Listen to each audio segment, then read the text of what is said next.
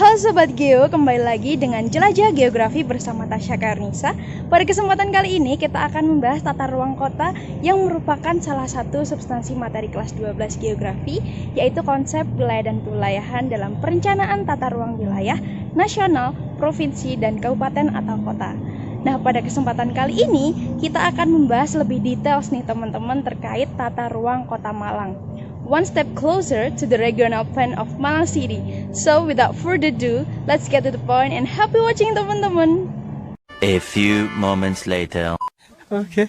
Sebelum kita memasuki materi inti, sebelumnya akan kakak jelaskan terkait konsep wilayah, pewilayahan, dan juga tata ruang. Oke, dilansir dari buku tentang wilayah, perencanaan dan pengembangan wilayah, karya Ernan Rustiadi, wilayah atau region merupakan bagian dari permukaan bumi yang memiliki karakteristik khusus atau khas tersendiri. Kemudian, wilayah ini terbagi menjadi dua teman-teman. Yang pertama wilayah formal atau dicirikan berdasarkan keseragaman atau homogenitas tertentu. Misalnya berdasarkan kriteria fisik atau alam, kemudian juga bisa dari kriteria sosial budaya nih teman-teman.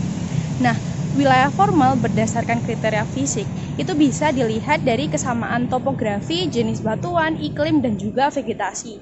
Contohnya wilayah pegunungan kapur atau karst, kemudian wilayah beriklim dingin, dan juga wilayah vegetasi mangrove, itu sebagai contoh.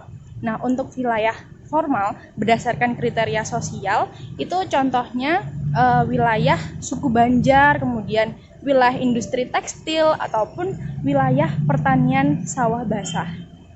Kemudian teman-teman juga ada yang namanya wilayah fungsional, dicirikan dengan kegiatan yang saling berhubungan antara beberapa pusat kegiatan secara fungsional. Maksudnya gimana? Misalnya nih wilayah Jabodetabek secara fisik memang kan berbeda atau heterogen, namun secara fungsionalnya saling berhubungan dan berkaitan dalam memenuhi kebutuhan hidup satu sama lain di setiap daerah. Nah, kemudian pewilayahan itu merupakan proses membagi ruang menjadi beberapa bagian, beberapa paradigma wilayah yang dapat digunakan untuk pewilayahan dan dapat dijadikan dasar bagi pengaturan dalam Undang-Undang Penataan Ruang. Itu biasanya terkait dengan das wilayah, kemudian wilayah homogen, wilayah nodal, kemudian wilayah metropolitan, dan juga wilayah pengelolaan. Sedangkan tata ruang adalah wujud struktur ruang atau susunan pusat-pusat pemukiman dan sistem jaringan sarana prasarana yang berfungsi sebagai pendukung dari kegiatan sosial ekonomi masyarakat setempat yang secara hierarkis memiliki hubungan fungsional dan pola pemanfaatan ruang atau distribusi peruntukan ruang dalam suatu wilayah yang meliputi peruntukan ruang untuk fungsi lindung, kemudian fungsi budidaya, dan lain sebagainya. Oke, selanjutnya kita akan membahas terkait implementasi tata ruang Kota Malang, teman-teman.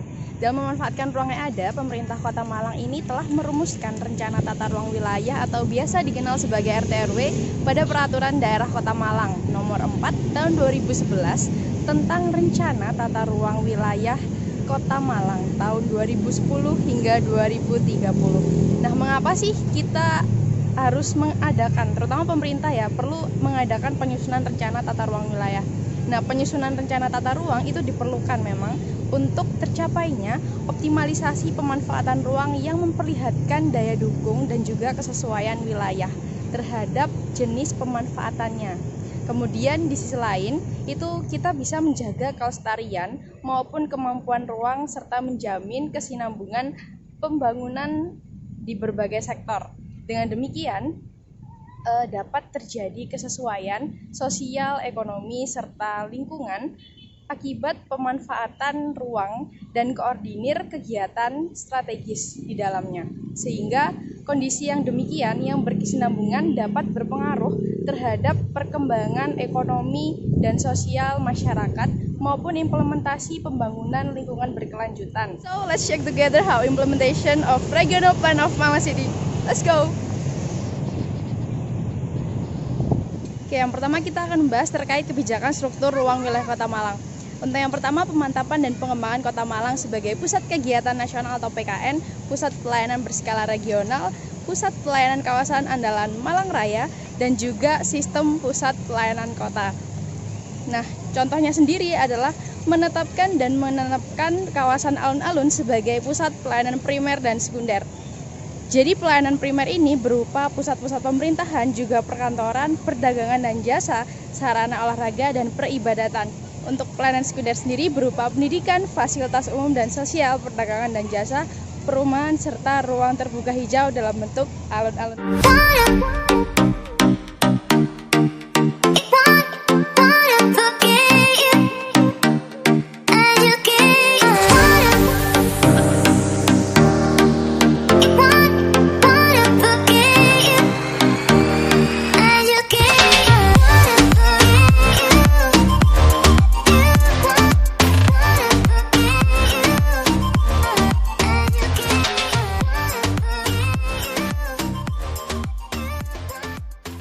Yang kedua adalah kebijakan dan strategi pola ruang wilayah Kota Malang berupa penetapan, pengembangan, dan pengendalian kawasan lindung serta kawasan budidaya. Contohnya adalah penetapan ruang terbuka hijau di pusat kota, yaitu di alun-alun Kota Malang, hutan Kota Malabar, Taman Slamet, dan kawasan Ijen, teman-teman.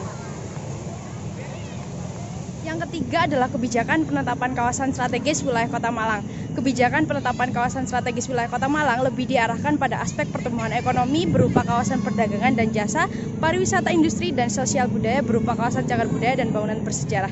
Contohnya kawasan perdagangan dan jasa di bagian pusat kota ditempatkan pada kompleks pertokoan modern di Jalan Kawi, pertokoan pasar besar, kemudian pasar hewan di Splendid, dan juga cagar budaya dan bangunan bersejarah terdapat pada kawasan Balai Kota Malang, stasiun kereta api, Gereja Katedral Hati Kudus, Sekolah Korea Yesus, serta perumahan yang ada di sepanjang Jalan Besar Ijen, Toko Un, dan Masjid Agung Jami.